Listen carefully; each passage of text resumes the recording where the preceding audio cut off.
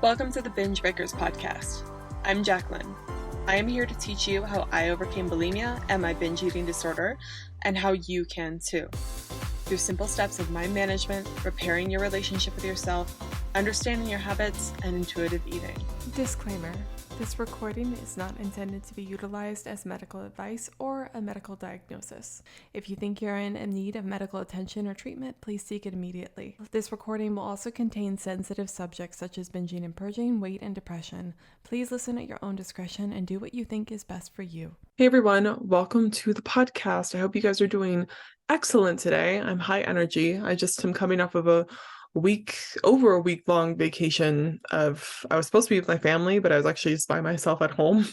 My boyfriend was working most of the time, so we would hang out at night, but it was mainly just me fumbling about.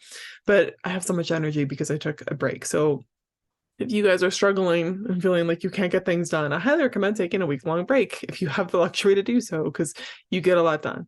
Anyway, I wanted to talk today about trading discomforts. So I was on our group coaching call this morning. Actually, I just got done with it, but I wanted to talk about it because I thought it was such a good topic and I was feeling inspired. On our group coaching call today, someone came on during the last bit of the call and they were talking about how they didn't feel safe around any food. And at first I was trying to get her to think about like, well, if you did think safely about food, what would you be thinking? That sort of stuff. And her mind was just like in total blockage of like, I don't know what that would be like. I can't even envision that. But then we talked about, okay, with your current system right now, which her current system was meal prepping everything, pre-portioning things out because she didn't trust herself, and not having any foods that are enjoyable, just like foods for fuel, not like eating in a way that maybe you say normal people would eat. And something that we said was, maybe you need to start including more satiating, safe, enjoyable food, or more satiating, enjoyable foods back into your diet within the pre-portion controlled version that you have right now. I don't think going off of your meal plan right now would be a great idea. Maybe it would feel like you're totally out of control. But in order to do that, what she's going to have to do is be uncomfortable before, during, and after the meal, because she's eating something she's completely terrified of. Something that we don't realize in recovery is that to build competency and to build confidence in the recovery process, in eating foods, if you want to feel comfortable around foods, the way you feel comfortable about it isn't just simply by thinking differently about it. You actually have to go through the act of feeling okay around that food, eating that food, and then seeing over and over again that that food doesn't cause any disasters for you to finally feel safe around that food. For her, though, she was just like and she said, oh my God, fuck, like that's what I have to do, right? I have to feel that discomfort. I have to feel it all the time in order to go through this. And the answer is, yeah, you do. But something interesting that I pointed out to her was that you feel uncomfortable now, though. You feel totally in discomfort right now, and you're going to have to go through discomfort to get out of this. Like I told her, you're miserable now. She felt really, really miserable. Something we don't realize is that when we're going through recovery, we're like, oh my God, it's going to be so uncomfortable. It's going to be so hard. We have to do these things. We have to do new things. You're just simply trading discomforts because you are uncomfortable now. You were just familiar with the type of discomfort you're going through. Something funny in my relationship with my boyfriend is I am really good at dealing with crappy little things in the house that aren't working. Like, I forget what it was. Oh, so we had this at our old apartment. We had this lamp that if you grab this switch to flip it, it was on this cord. And what you would do to turn it off is you'd grab the switch and turn it off. But sometimes you'd grab and pull the cord away from the lamp to turn it off because it was more available and easy to reach. But then if you let that cord drop back, what it would do is it would hit the lamp itself. The structure, and then the structure would perfectly hit the lamp light and then accidentally turn the lamp back off. And this happened to me so many times. Like, it was just something I was used to, and then I would have to do after that. I'd be like, okay, I have to go back and actually not grab it and and flip the switch and then let that be there. And so it doesn't fall back and then turn it accidentally back off. And then I'd leave. And I never ever thought about moving the cord. I never thought about adjusting the lamp position so that it didn't do that anymore. And then my boyfriend does it accidentally one time. And he's like, well, that was weird. What happened? And then the person that he is that he'll go and switch it. He'll just be like, oh, and he moved the lamp cord around. So it didn't do that anymore, no matter what we did with it. And it was fine. So he fixed this problem. But for me, I had just gotten used to that discomfort. I was like, that's just an annoying thing that we have to deal with. He is much less tolerant to those things.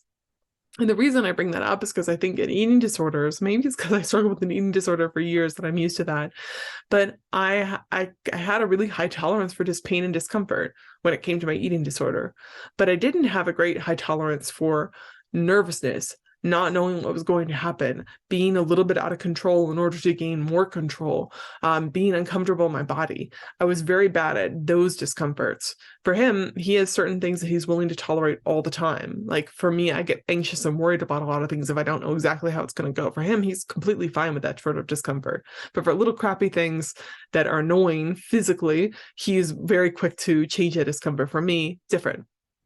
So for you, I'd invite you to think about, if you're worried about going through the pain of recovery, it's kind of funny because you're already going through pain right now. But the problem is, for the pain you're going through right now, it's not really giving you anything other than temporary relief and protection, whatever your eating disorder protects you from. Like there's lots of different reasons we have our eating disorder. It does offer you some benefits, but it's offering you very little in return. But if you go through the discomfort of recovery, which means trying new things, going through the discomfort of not knowing, feeling anxious and nervous while you practice new skills, the discomfort of failure and dealing with that failure and then moving on again, the discomfort of maybe your body changing and thinking new thoughts around that, trying to accept, trying to create a new identity, really. If you go through that type of discomfort, what's cool about that is it makes you a different person. And it makes you much more tolerant to mental things that you have to deal with. And actually, a lot of the skills are very applicable to life. Tolerating physical pain, like you do in an eating disorder, that is a skill, but it's only one skill. And I feel like the recovery discomfort you have to go through teaches you a lot about different mental skills you have to go through. And so I'm saying this just because it's such a simple switch. This will be a shorter podcast episode, but you are already going through the discomfort now, or a type of discomfort now. And your brain's trying to tell you it's going to be so much different if you go through recovery, but actually you're just doing a different, you're tolerating a different discomfort. One discomfort is going to offer you way more than the other discomfort. And you're already miserable, so why not try something new? Like you're already stuck. Something really interesting about this person on the group coaching call, and what I see for a lot of people is they get really stuck in like, I have to, if I try these things, I can't try any of these things for recovery because then I will completely lose control. But that's kind of what you have to do in part of recovery, is you have to take risks in recovery. You have to try something new. Otherwise, nothing will ever change. So in order to go through this, I think something that helped me change, and I think I've talked about this with Marcus Kane and on my podcast before, is when I went through my journey of trying to be different to myself, trying to stop binging, trying to do intuitive eating, I didn't have any guarantees that any of that would work. What made me change wasn't the guarantee of this is going to work. It was the guarantee that I'm fucking miserable right now. Something has to change. I don't know what has to change, but I'm going to try something different. And that helps me get out of where I wanted to go. It helped me get unfrozen, because before that, I just kept trying the same thing over and over and over again. It wasn't until I realized I'm doing the same thing over and over and over again with no results. Something's got to change, and this is worth it for me to change. That's when I was able to just trade those discomforts and go through something different. It wasn't easy, and I definitely had moments of falling back and forth, but that's what helped me. So for you, if you're feeling really stuck, I invite you to remember that you won't get different results by trying the same things. And also, you're already uncomfortable, but you can, since you tolerate so much discomfort from your eating disorder, you likely can tolerate the discomfort of recovery. Something also I think I've said on my Instagram is, if you struggle with bulimia, you can recover.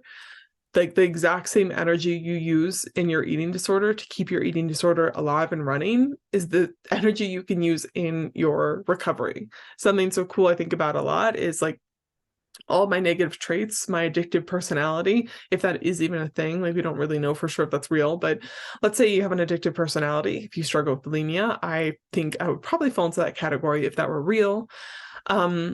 I totally use those traits of addiction, of obsessing, being passionate about something, hyper focusing on something, being just like working at it to a fault, and that drive that you have, that incessant drive. I've used that a lot in my life and other things like my business and my relationships. So the things that you use in your eating disorder, the skills that you use, the energy from your anxiety, the obsessiveness of the weight and stuff like that, all those skills can be really, and the tolerating of physical discomfort, all of those skills can be used in recovery and for other things in life. You have the ability, you're using it right now. You just need to use it for something different. And like I said on this group coaching call, and this person kind of laughed. It's like, you're already miserable. You might as well be in misery for something that offers you much more and offers you a way out of that misery. Not to say that your life is perfect after you recover. You still go through discomfort, but you understand how to tolerate that discomfort better. You understand how to deal with that discomfort better. You understand how to grow from it. And I feel like your eating disorder is keeping you at a surface level way of dealing with discomfort. So anyway, think about it like that, trading discomforts. Think about what you already do in your eating disorder, how much you tolerate, and how that could be utilized for better, more constructive things. Just food for thought. Okay, I'll let you guys go. If you are struggling and you need help with bulimia recovery, highly recommend joining my group coaching program. Or if you're wanting private coaching, I offer that as well. You can check that all out on my website at bingebreakers.com. They're both really great resources. I also have a free course available on there. So if money is really tight, you can check out that free course too. I totally understand that. And then, listen to these backlogs of podcasts too. That's all free content for you as well. All right. And then my Instagram is bingebreakers_bulimia if you want more daily content. I've been taking a vacation over break, so I haven't posted on there recently, but I should be back up and posting this week when this is going to go out. So I hope you guys are doing well. Never give up on yourself, my friends. Bye.